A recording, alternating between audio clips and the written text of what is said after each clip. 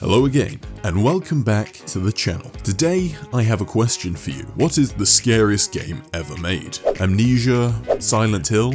Ban? What if I told you you're wrong? Recently, I've been busy with some real life stuff, such as visiting friends, sorting out my PC and phone storage, as well as staging a failed military coup in the Republic of Congo against President Felix Tshisekedi. Now, with nothing but an abundance of time as I sit in my prison cell, I've had the pleasure of making and shoveling out a short slop filler video for you guys on my smuggled in, barely functional, decade-old laptop as I await my verdict. So as I figure out where it all went wrong, where better to look than the past? Back to the source of most of my traumatic memories. It may surprise you to hear that I'm talking about none other than the Three Little Pigs CD-ROM game made by developer DK in the year of our Lord 2000 to herald in the speculated year 2K technological apocalypse and the subsequent return of Jesus Christ. But unfortunately, the technological doomsday never arrived,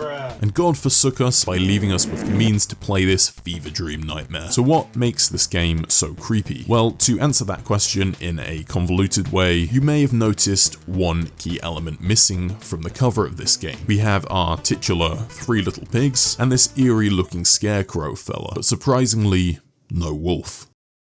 Upon loading up the game, we're introduced to the Scarecrow himself, who gives us a quick lore dump before being joined by two birds. Once upon a time, there were three little pigs.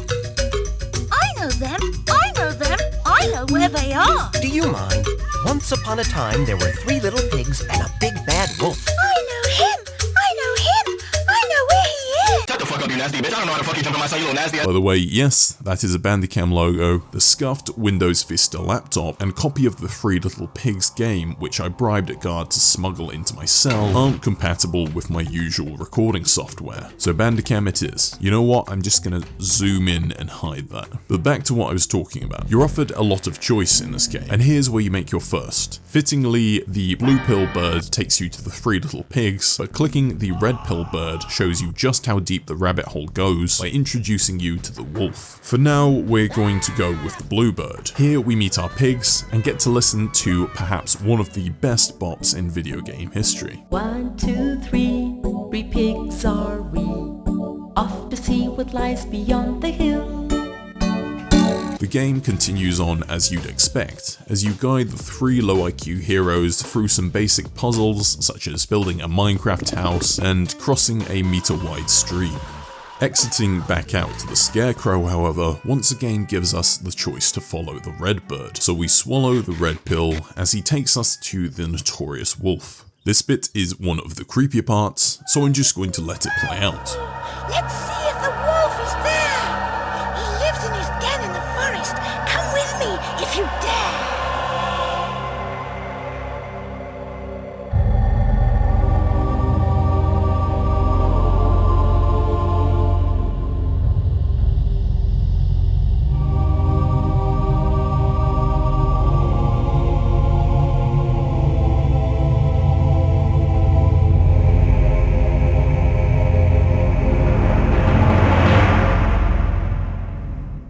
Here we are in the wolf's den. Something about the weird meshwork tree trunk things gives me H.R. Geiger vibes. I remember always being creeped out by the off-putting blue discolorations on the wolf. Maybe he has some form of wolf jaundice that makes him that way. As children, my brother and I would hide under the desk while playing this bit, and would make our parents continue on to a safe level so we could play again. You can gently edge the wolf with this feather here to wake him up, and once he's up, he immediately starts hunting down the three pigs.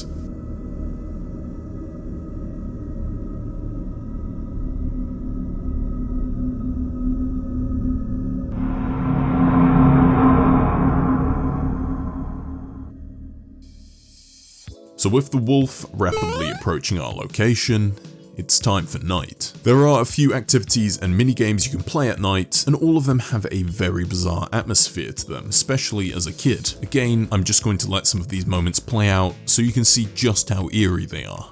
The sun is getting tired. Can you help him get to bed? Then the silver moon can rise and light the sky instead. Crick, crack, Night falls with the speed of a closing curtain. Time for the pigs to rush home. The wolf can't be seen, but one thing's for certain. He's out there somewhere.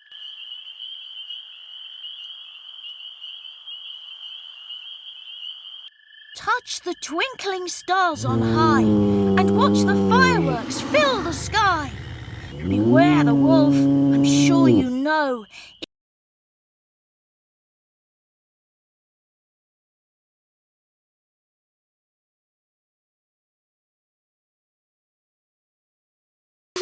Crack! That was some night, don't you think? Even the moon is... I'm not sure if it's the liminal worlds, outdated graphics, weird music choices, or the fact that the scarecrow transforms into William Afton at night that makes the game so uncomfortable, but the night scenes are definitely one of the parts of the game that freaked me out the most. There are some other nighttime minigames, including this one where you have to search for the wolf's eyes in the tree line.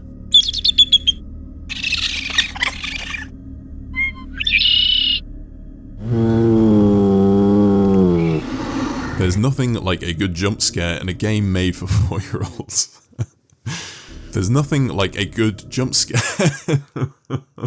There's nothing like a good jump scare in a game made for drooling 4-year-olds. There's nothing... Oh, Jesus Christ.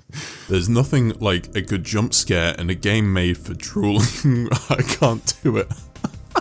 While researching how to actually play this game again, I did find some posts online from the 7 or so others who actually played the Three Little Pigs. No wonder this guy had to see an actual fucking psychologist because of this game. My personal least favourite nighttime minigame was one I like to call the London at Night simulator, where you have to survey your house in near silence as you search for the trapped owl and watch out for any unwanted house guests. The climax of this game shows the wolf chasing down our pig friends, and after having their first 2 houses griefed by him, they retreat to the safety of the 3rd pig's pristine new build. The wolf either shuffles down the chimney, where you can use the fire to cock and ball torture him off into the stratosphere, or he digs a tunnel under the house with this jarring animation where he'll give the pigs a FNAF jump scare.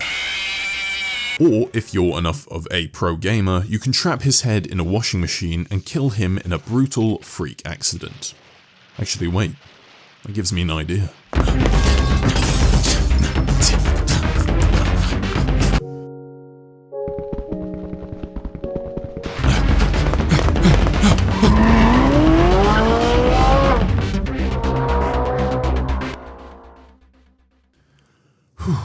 Another close shave. One thing that does actually ruin the creepiness slightly is that the wolf does actually talk. I'm the big bad wolf, strong of tooth, sharp of claw.